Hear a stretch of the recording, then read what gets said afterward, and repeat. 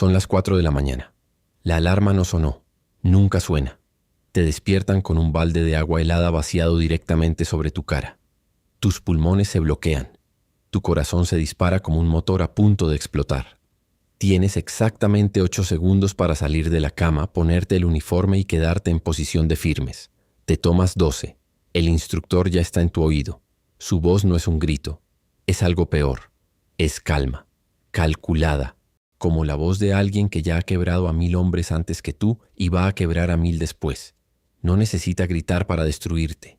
Y tú, que pasaste toda tu vida creyendo que eras diferente, que tenías algo especial, que aguantarías cualquier cosa, descubres ahí, en esos primeros 8 segundos, que no tienes absolutamente nada de especial. Eres solo uno más. El primer día comienza con una carrera de 8 kilómetros en arena suelta. No en la acera, en la arena. Sientes la diferencia en el tercer paso. Cada zancada se hunde. Cada zancada consume el doble de energía. Tus pulmones empiezan a arder en el kilómetro 2. Tus rodillas suplican piedad en el kilómetro 4. Y en el kilómetro 6, tu cerebro, ese mismo cerebro que te convenció de que eras lo suficientemente fuerte para estar aquí, empieza a enviarte señales muy claras. Para. Ríndete. No vale la pena. Y aquí está el primer gran secreto que nadie te cuenta sobre el BUD/S, el entrenamiento de selección de los Navy SEALs. El enemigo no es el instructor. El enemigo no es la arena, el frío, ni la falta de sueño. El enemigo vive dentro de tu cabeza y conoce cada una de tus debilidades. Llegas al Océano Pacífico todavía intentando recuperar el aliento de la carrera. El agua está a 12 grados Celsius.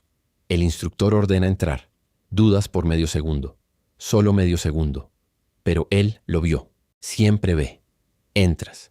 El choque térmico golpea tu pecho como un puñetazo de concreto. Tus músculos se contraen involuntariamente. Tu respiración se convierte en una serie de suspiros cortos y desesperados. Tu cuerpo entra en pánico real, no pánico figurado, pánico fisiológico. Y te das cuenta, con el agua helada llenando tus oídos y tu nariz, de que nunca, en ningún momento de tu vida cómoda, estuviste expuesto a algo así. Nunca entrenaste en el frío de verdad. Nunca estuviste incómodo de verdad. Entrenaste en el gimnasio con aire acondicionado. Dormiste en colchón blando. Comiste cuando tuviste hambre. Y ahora el Pacífico te está cobrando la cuenta de cada una de esas concesiones. En las próximas horas aprendes lo que es la serie de ejercicios llamada Surf Torture. El nombre es exacto.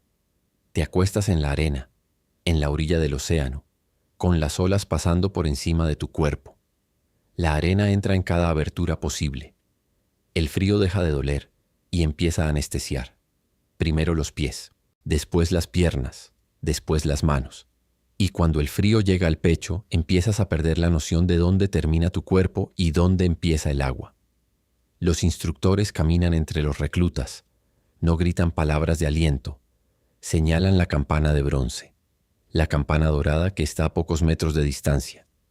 3 jalones de esa campana y se acabó, sin vergüenza, sin castigo. Simplemente te vas.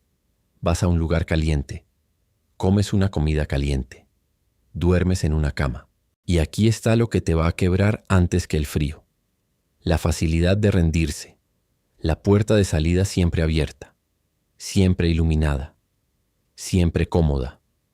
Tu cerebro no necesita mucho para empezar a construir justificaciones. Ya hiciste bastante, demostraste tu punto, nadie te va a juzgar.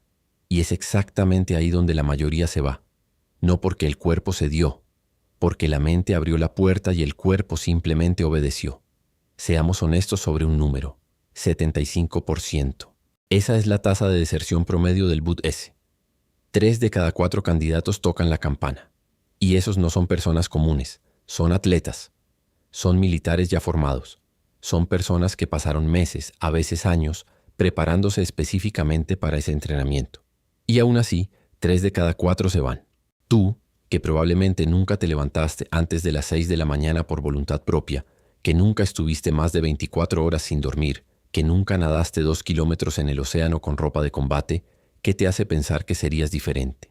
La semana del infierno comienza el lunes, o tal vez el domingo por la noche. Nadie avisa exactamente cuándo. Simplemente escuchas la sirena a las 2 de la mañana y sabes. A partir de ese momento tendrás aproximadamente 132 horas de actividad física continua, 5 días y medio, con un máximo de 4 horas de sueño en total. No por noche, en total. Cada hora que pasa tu cuerpo se deteriora de una forma medible y documentada. En el primer día todavía puedes pensar con claridad. En el segundo día tus movimientos se vuelven lentos y tu habla empieza a trabarse. En el tercer día muchos reclutas comienzan a tener alucinaciones, no exageradas, reales. Hombres altamente entrenados viendo cosas que no existen, hablando con personas que no están ahí, riendo sin motivo o llorando sin saber por qué.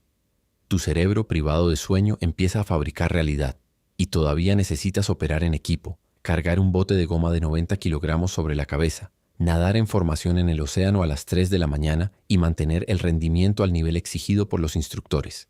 Y aquí está el detalle más cruel de todo el entrenamiento.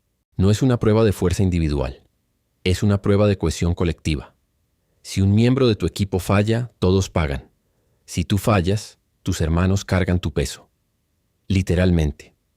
Y cargar el peso físico de otro ser humano, agotado, con frío, sin dormir, con ampollas abiertas en las manos, es el tipo de tarea que revela exactamente quién eres, no quién crees que eres, quién realmente eres. Y la mayoría de las personas, cuando son despojadas de toda la comodidad y toda la narrativa que construyen sobre sí mismas, descubren que son mucho más pequeñas de lo que imaginaban. Hablemos del agua. El canal de natación tiene 900 metros de largo. Nadarás de un lado al otro con las manos atadas detrás de la espalda, usando solo las piernas, con la cabeza dentro del agua. El ejercicio se llama drown proofing, literalmente entrenamiento antiahogamiento. La idea es simple. Aprendes a flotar, respirar y moverte con los brazos completamente inmovilizados. Aprendes porque en situaciones reales de combate tus brazos pueden estar atrapados, heridos o incapacitados. Y aún así necesitas sobrevivir. Si entras en pánico, te hundes. Si te resistes al agua, te hundes. Si peleas con el océano siempre gana. La única salida es la aceptación total. Relajarte completamente dentro del malestar. Entregar el control para encontrar el equilibrio. Y eso, para una persona acostumbrada a controlar todo a su alrededor, es el tipo de cosa que no se aprende en ningún gimnasio. Quienes llegan al final de la semana del infierno describen la experiencia con una palabra que nadie espera. Gratitud.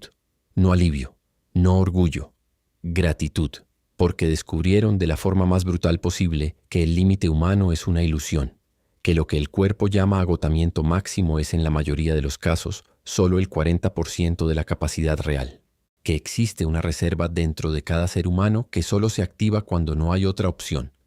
Pero para llegar a ese descubrimiento, necesitas estar dispuesto a permanecer en el infierno cuando la puerta de salida está abierta.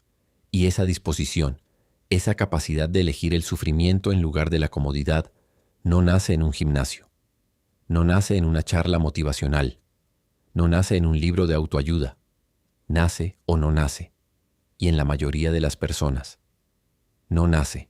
Entonces la pregunta real no es si sobrevivirías al Bud S. La pregunta real es qué harías con esa verdad. Ahora que sabes que existen personas que eligieron voluntariamente pasar por eso, que entrenaron años para tener el privilegio de sufrir de esa manera, que después de sobrevivir todavía regresan y lo hacen de nuevo como instructores. ¿Qué dice eso sobre lo que es posible para un ser humano? ¿Y qué dice sobre lo que todavía no te has exigido a ti mismo? Cuéntame en los comentarios.